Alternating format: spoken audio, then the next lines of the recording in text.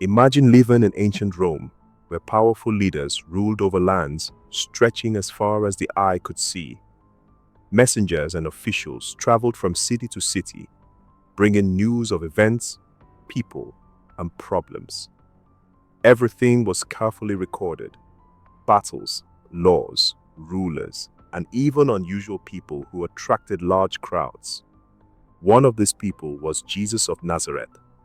He was different. People gathered wherever he went, listening to his words and watching his miracles. Some loved him, some feared him, and others wanted him gone. Among those who saw him was a Roman official named Aurelius Lentulus, a man responsible for reporting important events to Emperor Tiberius. Lentulus saw Jesus with his own eyes and was so amazed that he wrote a letter to Rome describing him. He wrote about how Jesus looked, how he acted, and how people reacted to him. This letter is one of the very few ancient descriptions of Jesus' appearance. In the letter, Lentulus says Jesus had long, wavy hair, the color of a ripe hazelnut, a golden beard, and deep, piercing eyes. His face was unlike any other. He looked kind and wise, but also powerful. People felt something strange when they looked at him, a mix of fear and love. Lentulus also described Jesus' voice and presence. When he spoke, everyone listened. He didn't need to shout or demand attention. He drew people to him. Even soldiers, accustomed to dealing with criminals and rebels, sensed a unique quality about him. The details in this letter are very different from many paintings and images of Jesus that appeared later. Many of the pictures we see today show Jesus with light skin, light hair, and a gentle expression. But the man described in Lentulus's letter was strong and commanding. Some believe this letter is real, while others think it was written long after Jesus lived. But one stranger fact remains. This description closely matches the mysterious image on the Shroud of Turin. The Shroud of Turin is a very old cloth with a faint image of a man on it. Many believe it was the burial cloth of Jesus, wrapped around him after his death. The marks on the cloth match the wounds described in the Bible: cuts on the forehead, wounds on the hands and feet, and a gash in the side. When scientists studied the face on the shroud, they noticed something shocking. It looked just like the man described in Lentulus's letter. The long, wavy hair, the powerful gaze, the noble presence. It was all there. If Lentulus truly penned this letter, it implies that artists recorded Jesus' appearance during his lifetime, rather than merely imagining it later. But if the letter is fake, then someone in history created it to match later images of Jesus. The Bible itself gives almost no description of Jesus' appearance. This approach is unusual because the Bible describes many other important figures in detail. The Bible provides descriptions of the height, clothing, and features of kings, prophets, and even angels. But Jesus, the most important figure in Christianity, has no physical description in the Bible. Many people think that this was intentional. The focus of Jesus' story was never on his appearance, but on his message. The early followers of Jesus didn't want people to worship his image. They wanted them to follow his teachings. Still, many people have always wondered what he really looked like. As Christianity spread across different parts of the world, artists began painting Jesus in different ways. This means that over time, Jesus' face changed depending on who was painting him. Lentulus wasn't the only person who may have described Jesus. There were other Roman officials who wrote letters about him, including Pontius Pilate, the man who sentenced Jesus to death. Remember to join our community by subscribing to this channel. There were also Jewish leaders, early Christians, and historians who mentioned Jesus in their writings. However, over time, many of these records have vanished or undergone destruction. Some believe this was done on purpose to erase details about Jesus that didn't match later beliefs. In 312 AD, something happened that changed the course of history. The Roman Emperor Constantine the Great saw a vision before a great battle. He claimed that he saw a cross in the sky and heard the words, "In this sign, conquer." That moment led him to embrace Christianity. And in 313 AD, he issued the Edict of Milan, which ended the persecution of Christians and made their faith legal in the Roman Empire. From that point on, Christianity transformed.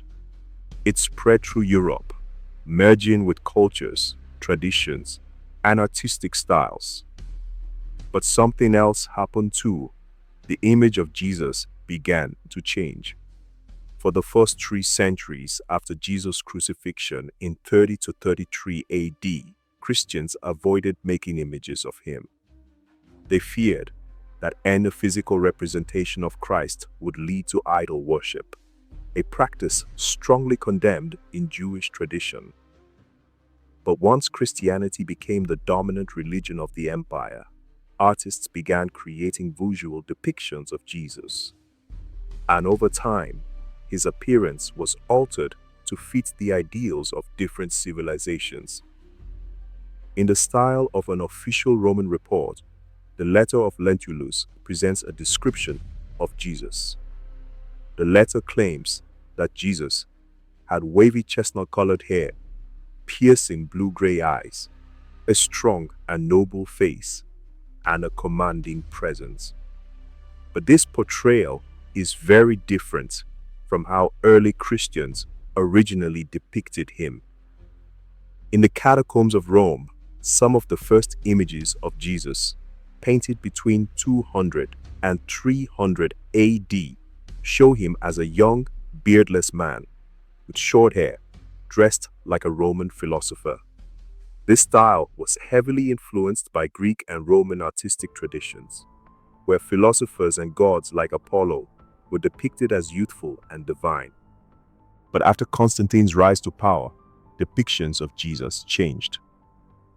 From the 4th century onward, he was almost always shown with long hair, a beard, and a solemn, majestic face. This version of Jesus looked more like a Byzantine emperor than a Jewish man from the 1st century. This shift was no accident. As Christianity emerged as the official religion of the empire, the presentation of Jesus to the world transformed into a tool of power. His image was crafted to represent authority, divinity, and kingship. In the early days of Christianity, believers were divided over whether Jesus should even be depicted at all. The 2nd commandment in the Old Testament strictly forbade the making of graven images. Many Christians feared that creating images of Jesus could lead to idolatry, just like the golden calf in the time of Moses. This debate reached a breaking point in 726 AD when Emperor Leo III of Byzantium launched the iconoclast controversy. He ordered the destruction of religious images, arguing that people were worshipping them instead of God. For over a century, Christians fought over whether paintings, statues, and mosaics of Jesus should even exist. Those who supported the use of images, called iconodules, believed that Jesus had become human, and therefore his image could be represented. Those who opposed them, called iconoclasts, believed that any attempt to depict Christ was blasphemy. The letter of Lentulus falls right into the heart of this controversy. If the letter is real, it would be the earliest physical description of Jesus from an eyewitness source. If it is false, it is one of the many attempts to create an official image of Jesus to fit the needs of the time. For the first few centuries after Jesus' crucifixion, early Christians avoided making images of him. In Jewish tradition, creating representations of God or holy figures was forbidden, as stated in the Ten Commandments. Many early followers of Jesus were Jewish and held on to these beliefs. Instead of using images, they relied on oral traditions and written accounts to spread their faith. By the 4th century, as Christianity became the official religion of the Roman Empire, art played a crucial role in defining religious identity. For an empire as vast as Rome, controlling the image of Jesus meant controlling the faith itself. Artists began portraying Jesus not just as a teacher or prophet, but as a divine ruler, resembling Roman emperors. The Byzantine Empire perfected this image. In religious mosaics and paintings, Jesus was depicted with a golden halo, royal robes, and a stern, majestic expression. This version of Jesus aligned with the authority of the church, presenting him as an all-powerful ruler rather than a humble carpenter from Galilee. The Middle Ages saw another shift. As Christianity spread through Europe, different regions adapted Jesus' image to fit their own cultures. In many paintings from this period, Jesus was depicted with light skin, delicate features, and European characteristics. These representations helped make Christianity more familiar and accessible to different societies, but they also distorted the historical reality. During the Renaissance, 14th to 17th centuries, artists such as Leonardo da Vinci and Michelangelo created some of the most famous depictions of Jesus. These masterpieces presented an idealized version of Christ, emphasizing beauty, serenity, and divine perfection.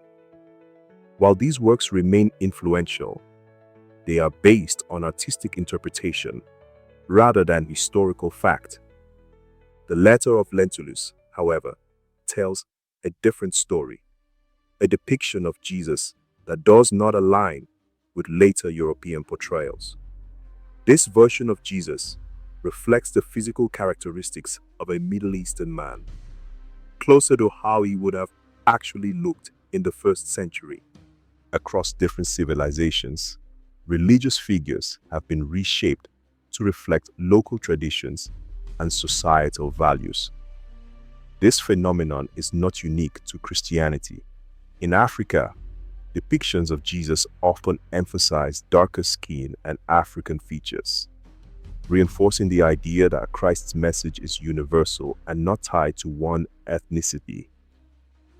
In Asia, images of Jesus have been created with East Asian characteristics, showing that faith is not restricted to Western traditions. In Latin America, Christ is often depicted as a figure of suffering and resilience, reflecting the struggles of the people in that region. For centuries, Jesus has been one of the most influential figures in history. His teachings shaped entire civilizations. His name has been at the heart of countless religious movements, and its impact continues to resonate worldwide. Yet, despite all the records about his words and actions, very little concrete information exists about his physical appearance. Ancient texts, such as the letter of Lentulus, the Acts of Pilate, and Islamic hadiths, provide intriguing insights, each offering a unique perspective on how he was seen by different cultures and religions.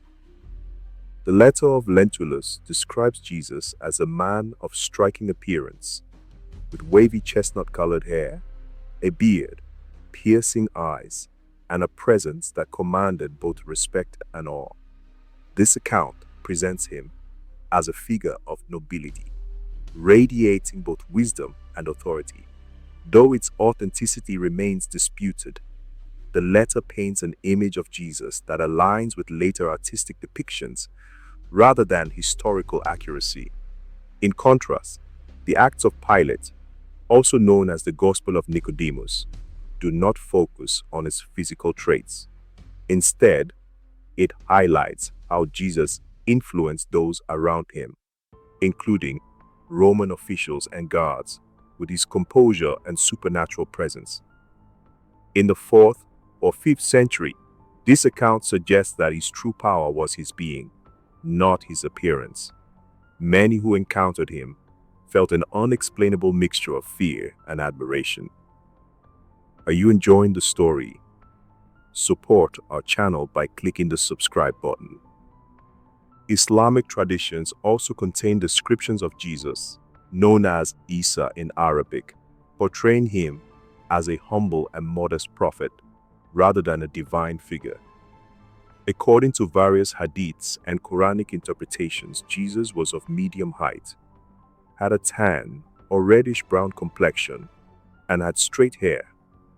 Unlike many Christian artistic representations, Islamic texts depict him as a simple man dedicated to his spiritual mission rather than a majestic figure of authority. Religious and cultural influences shaped the way Jesus was remembered and portrayed across different traditions. In the early centuries after his death, Christians avoided making images of him, following the Jewish tradition that prohibited the worship of graven images. However, as Christianity spread throughout the Roman Empire, Europe, Africa, and Asia, various communities began depicting him in ways that reflected their own identities. By the 4th century, Christianity had become the official religion of the Roman Empire under Emperor Constantine, and visual representations of Jesus began appearing more frequently. Early Christian art, such as the paintings in the catacombs of Rome, often depicted him as a youthful, clean-shaven man, similar to a Greek philosopher or Roman deity. This artistic choice was influenced by the idea that Jesus represented wisdom, much like the philosophers of ancient Greece. As centuries passed, his image evolved further. By the Middle Ages, most Christian art depicted him with long hair, a beard, and a solemn expression. The Byzantine Empire played a major role in shaping this version of Jesus, presenting him as a divine and authoritative ruler, often clothed in gold robes, crowned with a halo, and seated on a heavenly throne. These images reflected a theological shift. Jesus was not just a man. He was a king, a ruler, and the divine judge of the world. During the Renaissance, 14th to 17th centuries, artists like Leonardo da Vinci, Michelangelo, and Raphael further popularized the European depiction of Jesus. He was painted with delicate features, flowing hair, and serene expressions, embodying the artistic ideals of the time. This version of Jesus became the standard across much of Western Christianity, reinforcing the image that many recognize today. Beyond Europe, Jesus' image took on different forms across various cultures. In Ethiopia, religious paintings depicted him with dark skin and African features. In China and Japan, Christian art reimagined him with Asian characteristics, blending biblical themes with local artistic styles. In Latin America, images of Christ often emphasized his suffering, reflecting the struggles and hardships faced by indigenous and mestizo communities. These diverse representations demonstrate how cultural and historical influences, rather than historical records, have shaped Jesus. While religious texts emphasize his wisdom, compassion, and divine mission, the desire to visualize him led to a range of artistic interpretations, each adapted to fit the beliefs and identities of different communities. Throughout history, humanity has sought to understand the figures who shaped faith and belief systems, whether through art, literature, or religious texts. Civilizations have reimagined the likeness of Jesus, Buddha, Krishna, and Moses to reflect their own traditions, ideals, and perceptions of holiness. These figures are not just names in sacred texts, but symbols that have been molded by time, culture, and faith. The letter of Lentulus attempted to provide a description of Jesus, his wavy hair, commanding presence, and eyes filled with wisdom and strength. It depicted him not just as a man, but as someone whose physical form reflected his divine mission. Whether real or fabricated, the letter reflects a human desire to see, understand, and connect with the divine.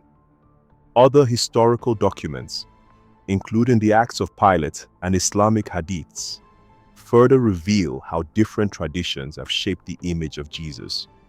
Some sources emphasize his humility and simplicity, while others portray him as a majestic and authoritative figure. The contrast between these descriptions suggests that Jesus was more than a physical being. He was a presence that transcended appearance. Across different faiths, the image of religious leaders has evolved, influenced by political shifts, artistic interpretations, and the needs of the people who followed them. Once depicted as a simple ascetic, the Buddha later became a magnificent, adorned figure in golden temples. Krishna, originally described as dark-skinned, became a blue-hued deity to symbolize his divine essence. Western religious art often reimagined Moses, historically associated with Middle Eastern heritage, as a European patriarch.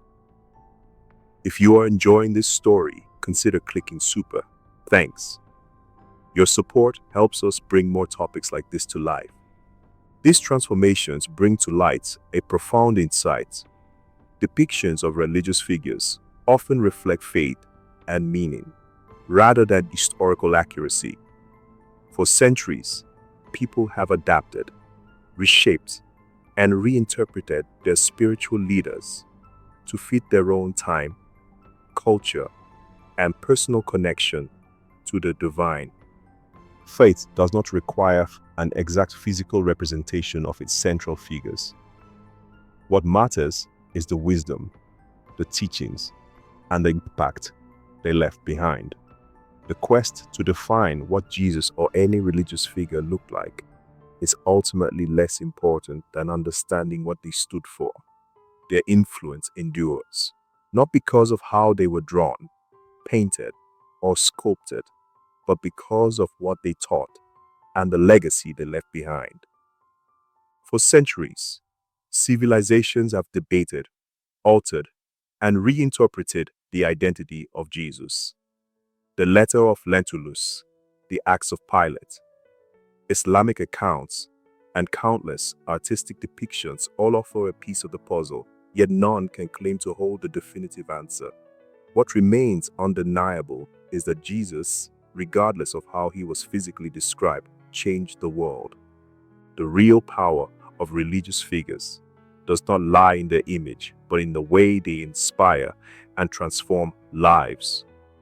The teachings of Jesus continue to guide millions, just as the wisdom of Buddha, Krishna, and Moses still influences those who follow them.